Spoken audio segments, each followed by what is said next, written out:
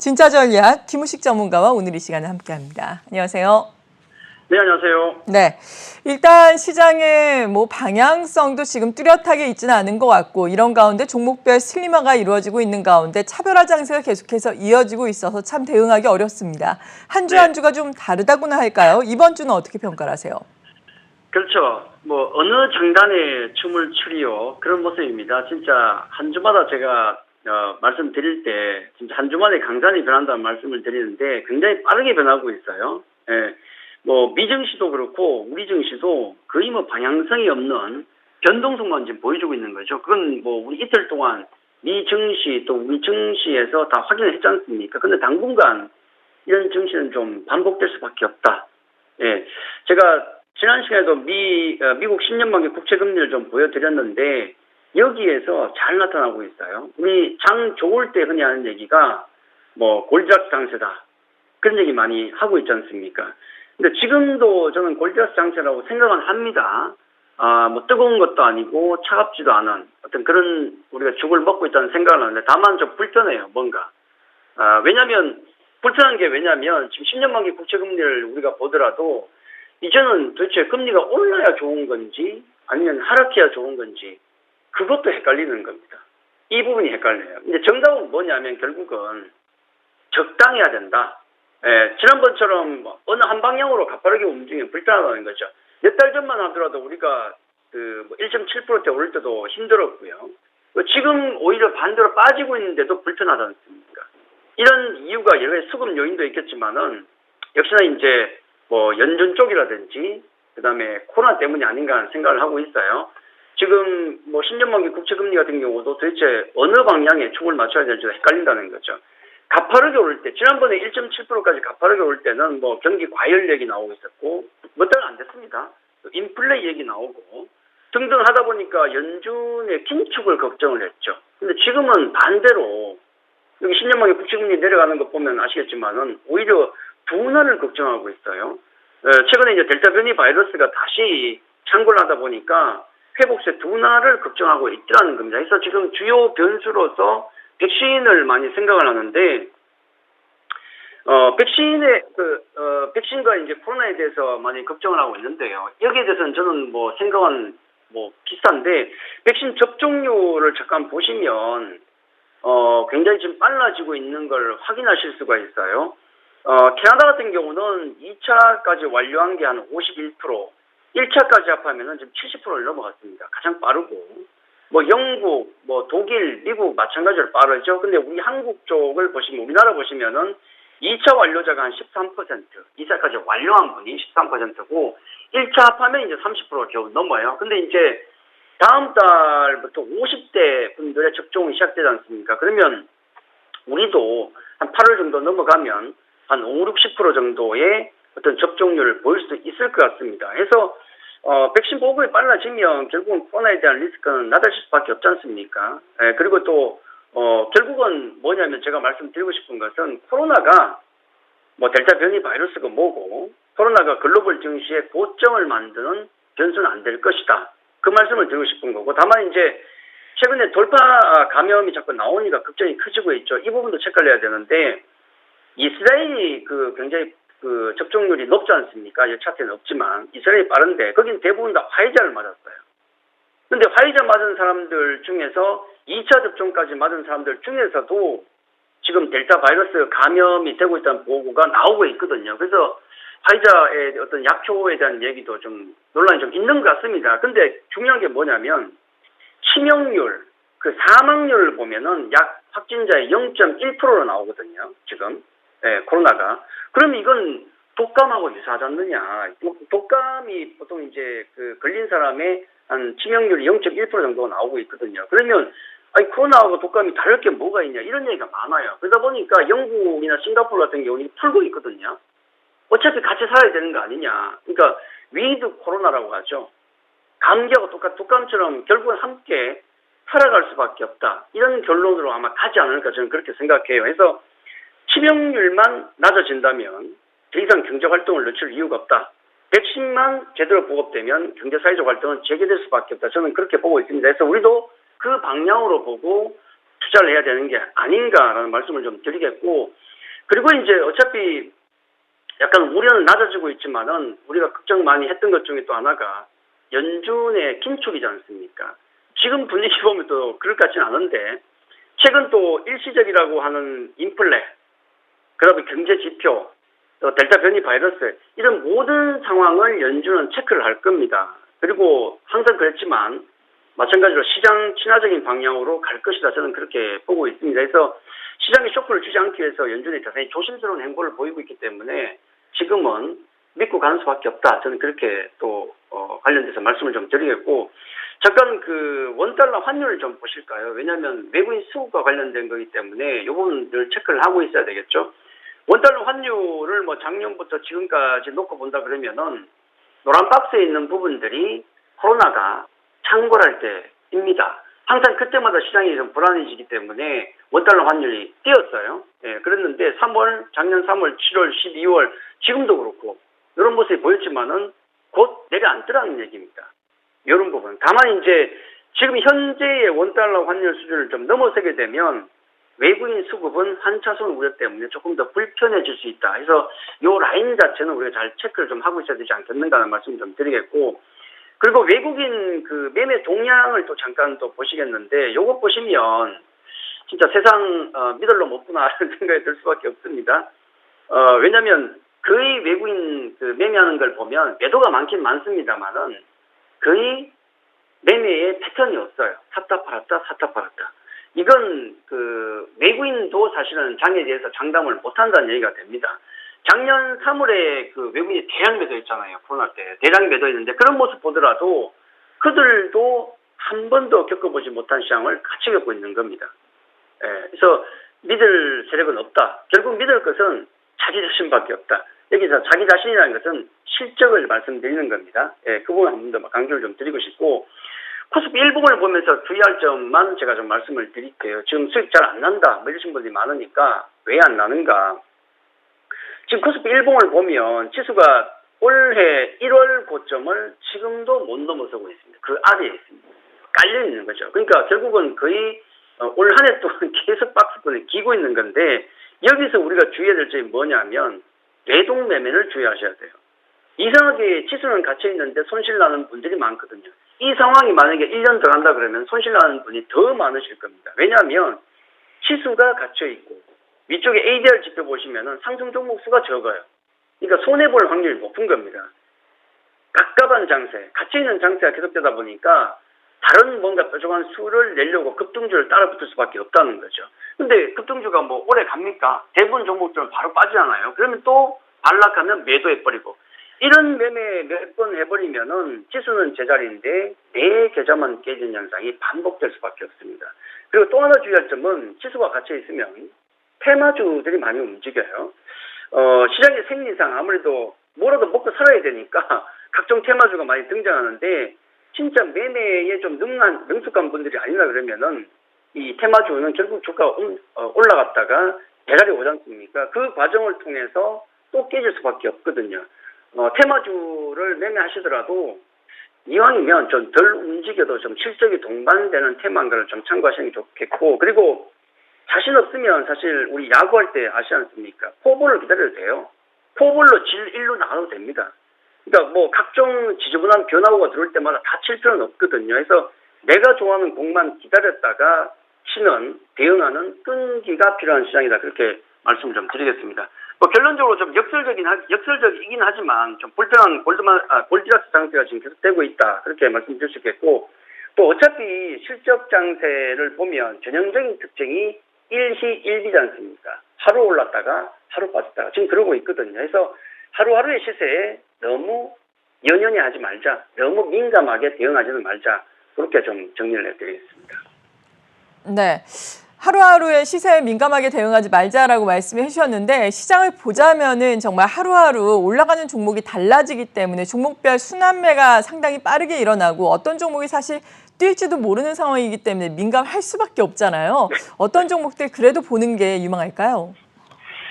그렇죠. 뭐 말은 공자왈 맹자왈인데 네. 실제로 뛰어들면 전혀 다르죠. 예. 그러니까 내가 이제 시장에 밖에 있을 때와 시장 안에 들어갔을 때 그 느낌이 완전히 다릅니다. 제가 이제 관심주를 보여드리면서, 포트폴리오를 보여드리면서, 한 몇 주 전부터 제가 현금 부분을 제가 올려놨잖아요. 현금을 뭐 10에서 20, 아니면 10% 이런 식으로 올려두는데, 일부러 제가 현금 란을 위에 빼놓은 겁니다. 왜냐면, 시장 자체가 지금 아마 하반기에도 계속 이런 변동성 장세를 우리가 많이 보게 될 겁니다. 자주 겪게 될 거고. 그럴 때마다 대응하기 위해서는 어느 정도의 현금은 항상 되도록이면 가지고 있는 게 좋다. 특히 계속 말씀드리지만은 지금 장에 수익이 안 나시는 분들은 현금 비중이 반드시 필요하다. 어제 보십시오. 급락 나올 때 내가 마음에 드는 종목이 있었잖아요. 그런 종목 잡을 수 있는 기회, 현금이 없으면 없거든요. 그래서 좋은 기회가 변동성 시장 때문에 올 수가 있기 때문에, 좋은 종목 매수할 수 있는 기회가 올 수 있기 때문에 현금 비중은 좀 유지를 하는 게 좋다라는 말씀을 드리겠고, 자, 오늘 전기전자, 코로나 회복, 또 경기민감, 성장주, 컨텐츠 종목 등등에서 분류를 좀 하고 있는데, 이 중에서 제가 종목을 2개 정도를 좀 추가를 합니다. 모드투어하고 NC소프트가 되겠는데, 우선 제가 이제 모드투어를 좀 집어넣은 이유는, 간밤에 미증시를 보더라도 단기 급락했던 종목들이 많이 올라왔어요. 그런 부분이 있었고, 그리고 아까 제가 백신 관련 또 델타 변이 바이러스에 대해서 설명을 좀 많이 드렸지만은, 분명 이 부분은 우리가 극복되는 방향으로 가고 있다는 말씀을 좀 드리고 있지 않습니까? 그래서 모더투 같은 경우가 단기적으로 좀 급락이 나왔었거든요.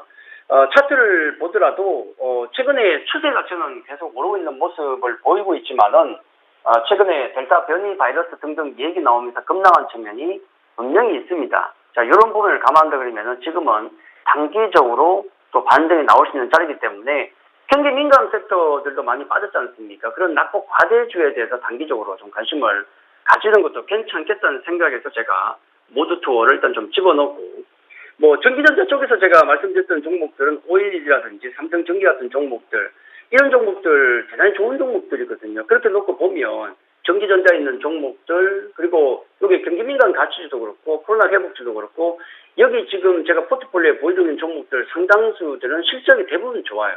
그러면 아무리 실적이 좋은 종목이라도 시장 변동성이 커지면은 밀릴 수밖에 없습니다. 그건 어쩔 수가 없어요. 그걸 귀신같이 피하는 것은 힘들다는 말씀을 좀 드리는데, 대신에 가치 동반 변동성 때문에 밀리더라도 실적이 되는 종목들, 실적 전망이 좋은 종목들, 이런 종목들은 나중에 시장이 회복될 때, 그러니까 오늘같이 장이 올라올 때 다른 종목보다 더 많이 올라온다는 겁니다. 그래서 우리가 장이 어려울 때 해야 될 점은 뭐냐면 옥석을 가리는 거죠. 물론 제가 여기 관심 종목으로 올려둔 종목들은 돌이 아니고 옥이라고 생각하기 때문에 올려둔 종목들입니다. 대부분 다 실적이 되니까. 이런 종목들이 시장 변동성 때문에 동반 밀린다면 그때 매수의 기회를 삼는 게 맞다는 생각을 가지고 있어요. 모두처럼 낙폭 과대주로서도 그렇고, 특산대국수는 OLED 관련되지 않습니까? 삼성전기, MLCC 여전히 건재하잖아요. 그리고 또 많이 올랐던 하이브라든지 SM 같은, YG엔트 같은 이런 관련주들도 최근에 변동성 어제 좀 보였지 않습니까? 이런 부분들 사고 싶은 종목인데 너무 많이 올랐습니다. 그래서 부담을 느끼고 있다. 이런 종목들이 급락이 나오고 날 때는 충분히 매수의 좀 기회로 삼으셔도 된다. 왜냐하면 대부분 제가 말씀드리는 코로나 회복주 중에서도 모두투는 아직 실적은 안 나와요. 아직 실적 안 나옵니다. 나중에 여행이 재개될 때 폭발적인 성장을 보일 것이다.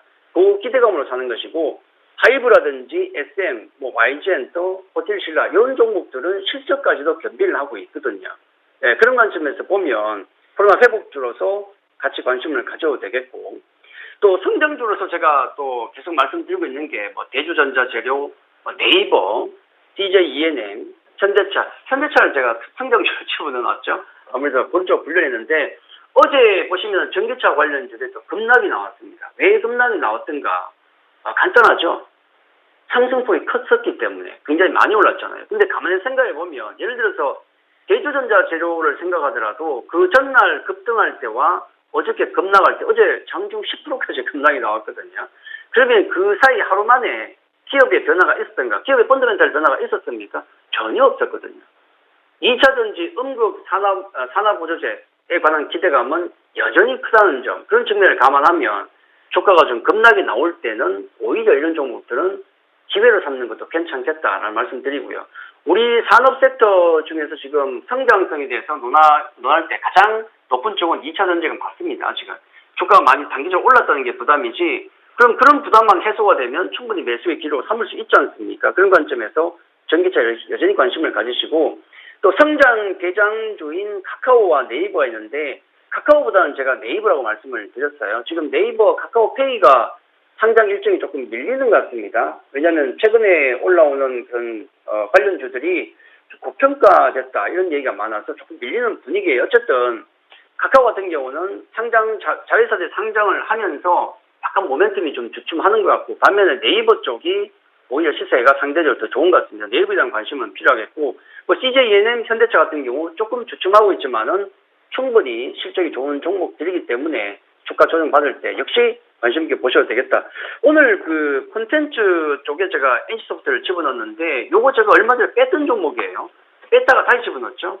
예, 그러면 이게 뭐 하는 짓이냐라고 하실 수도 있겠지만은 저는 그걸 잘 해야 된다고 생각합니다. 왜냐하면 NC소프트가 최근에 증권사 목표가가 다 내려가고 있습니다. 다 내렸어요. 한 120에서 130만 원 이런 목표가가 나오다가 거의 한 100만 원 초반 정도까지 다 떨어지고 있는데, 그게 왜 그랬냐면 지금 기존에 굉장히 매출액이 많이 나오고 있는 린지 M이라든지 2M의 매출액이 경쟁작 때문에 조금 떨어지더라는 얘기가 나오고, 결정적으로 이제 기대작이 벌써 2가 되겠는데, 이게 뭐 올 한 해 동안 우리 게임 업계의 가장 상반기에 가장 기대작이 되는데, 이게 너무 많이 연기가 됐어요.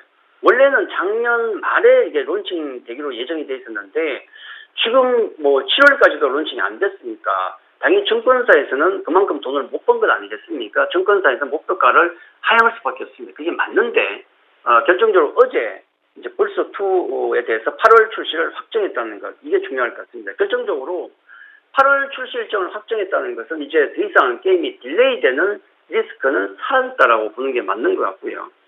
또 하나 중요한 것은 NC소프트가 그동안에 이제 게임을 만들어 오면서 메인 게임이 단 한 번도 실패를 한 적이 없었다는 거.